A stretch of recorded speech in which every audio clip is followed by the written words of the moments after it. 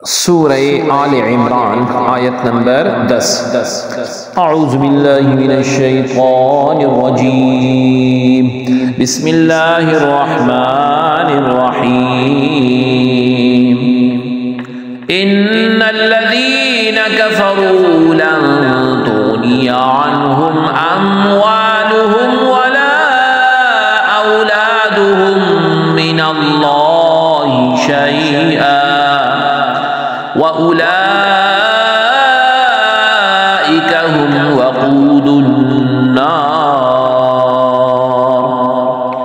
لفظی ترجمہ ہے اِنَّا بے شک الذین جو لوگ کفروا کافر ہوئے لن نہیں تغنیا بے پرواہ کرتا عنہم ان سے ہم ان اموال مال جمع ہم ان کے وا اور لانا اولاد اولاد ہم ان کی من سے اللہ رب العزت شیئا کچھ وا اور اولئکا وہ سب ہم وہی ہیں وقود ایندھن الناری آگ کے بامحاورہ ترجمہ ہے بے شک جنہوں نے کفر کیا نہ ان کے مال انہیں اللہ رب العزت کے عذاب سے کچھ بھی بچا سکیں گے اور نہ ان کی اولاد اور وہی لوگ دوزخ کا ایندھن ہیں۔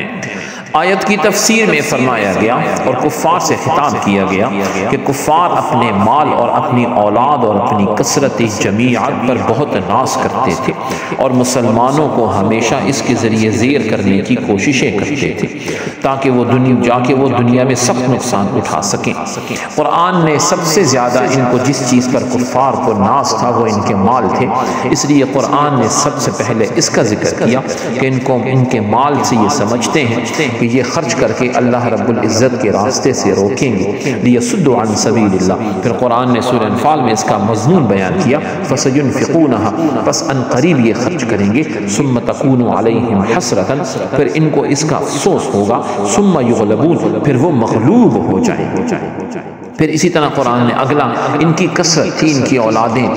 جو اسلام دشمنی کے لیے استعمال کرتے تھے، قرآن نے اس کا بھی وضاحت فرما دی کہ اولاد بھی ان کی جو ہے کچھ نہیں فائدہ ان کو دے سکتی ہے، نہ دنیا میں نہ آخرت میں، نہ اسلام دشمنی میں نہ رسول اللہ صلی اللہ علیہ وسلم کی دشمنی میں ان کو کچھ کام آئیں گے، اور آخرت میں تو ان کو سب سے زیادہ افسوس ہوگا کیونکہ ان کے مال جو ہیں ان کو کچھ ان کی جو ہے قیامت سے اور عذاب سے نہیں بچا سکیں گے۔ اور آیت کے آخر میں فرمایا گیا اولئک هم وقود النار یہ آگ کا ایندھن بن جائیں گے۔ اللہ رب العزت ہم سب کو جہنم کی آگ سے بچائے اور توحید پر قائم رکھے۔ سبحانک اللہم وبحمدک اشہد ان لا الہ الا انت استغفرک واتوب الیک وصلی اللہ تعالی علی خیر خلقہ محمد وعلی آلہ واصحابہ اجمعین برحمتک یا ارحم الراحمین۔